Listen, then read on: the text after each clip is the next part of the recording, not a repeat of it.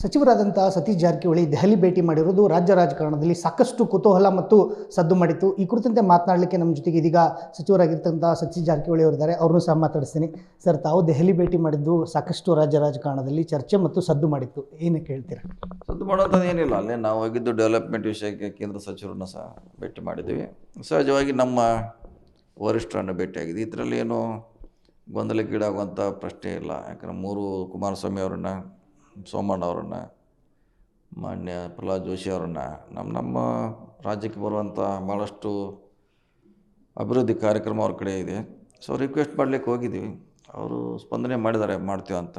So ಮತ್ತೆ ಭೇಟಿ ಆಗಬೇಕಂತೆ ಮತ್ತೆ ಭೇಟಿ ಆಗ್ತೀವಿ ಅವರಿಗೆ. ವಿಶೇಷವಾಗಿ ನೀವು ದೇವೇಗೌಡರನ್ನ ಮತ್ತು ಕುಮಾರಸ್ವಾಮಿ ಅವ್ರನ್ನ ಭೇಟಿಯಾಗಿರೋ ವಿಚಾರನೇ ಸಾಕಷ್ಟು ಚರ್ಚೆಗೆ ಕಾರಣವಾಗ್ತಾ ಇರುವಂಥದ್ದು ಸರ್. ಒಂದು ಕಡೆ ಸರ್ಕಾರ ರಚನೆ ಮಾಡೋದ್ರ ವಿಚಾರ ಆಗಿರ್ಬೋದು, ಇನ್ನೊಂದು ಹನಿ ಟ್ರ್ಯಾಪ್ ವಿಚಾರನೂ ಸಹ ಅವ್ರ ಜೊತೆಗೆ ಚರ್ಚೆ ಆಯಿತು ಅನ್ನೋ ಒಂದು ಮಾತುಗಳು ಕೇಳಿ ಬರ್ತಾ ಇರುವಂಥದ್ದು. ಸರ್ಕಾರ ರಚನೆ ಮಾಡೋ ಸರ್ಕಾರ ಇದೆ ನಮ್ಮದು.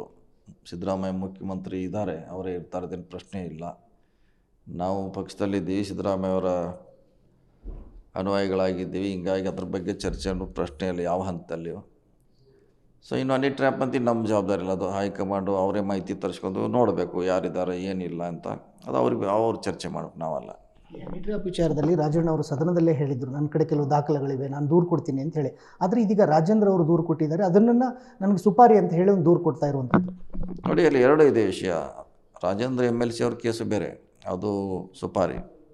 ರಾಜಣ್ಣ ಅವ್ರದ್ದು ಹನಿ ಟ್ರ್ಯಾಪು ಬೇರೆ. ಈಗ ರಾಜೇಂದ್ರ ಅವ್ರು ಕೊಟ್ಟಿದ್ದಾರೆ, ರಾಜಣ್ಣ ಅವ್ರು ಇನ್ನೂ ಕೊಟ್ಟಿಲ್ಲ. ನನಗೆ ಗೊತ್ತಿಲ್ಲ, ಅದ್ರ ಬಗ್ಗೆ ಕೇಳಿ ಮಾತಾಡ್ತೀನಿ. ಸರ್, ಇನ್ನೊಂದು ಏನಂತಂದರೆ, ತಾವು ದೆಹಲಿಗೆ ಹೋಗಿ ಬಂದ ಬಳಿಕ KPCCಯಲ್ಲಿ ಏನಾದರೂ ಬದಲಾವಣೆಗಳಾಗುವಂಥ ಸಾಧ್ಯತೆ ಇದೆಯಾ ಅಂತ? ಇಲ್ಲ, ಅದು ಅವರೇ ಡಿಸಿಷನ್ ತೊಗೋಬೇಕು. ಅದಕ್ಕೆ ನಮಗಿಂತ ಭಾಳ ಸೀನಿಯರ್ ವರಿಷ್ಠರಿದ್ದಾರೆ. ಪಕ್ಷದ ಬಗ್ಗೆ ಯಾವಾಗ ಎಂಥ ನಿರ್ಣಯ ತೊಗೋಬೇಕು ಅನ್ನೋದು ಅವ್ರು ಡಿಸಿಷನ್ ತೊಗೋಬೇಕು, ಅವ್ರು ತೊಗೊಳ್ತಾರೆ. ಇದಿಷ್ಟು ಸಚಿವ ಸತೀಶ್ ಜಾರಕಿಹೊಳಿ ಅವರ ಮಾತುಗಳು. ಕ್ಯಾಮ್ರಾಮನ್ ಸಾಯಿ ಪವನ್ ಜೊತೆ ವೀರೇಶ್ ದಾನಿ, guarantee news, Bengaluru. Guarantee news, ಸುದ್ದಿ ಖಚಿತ, ನ್ಯಾಯ ನಿಶ್ಚಿತ.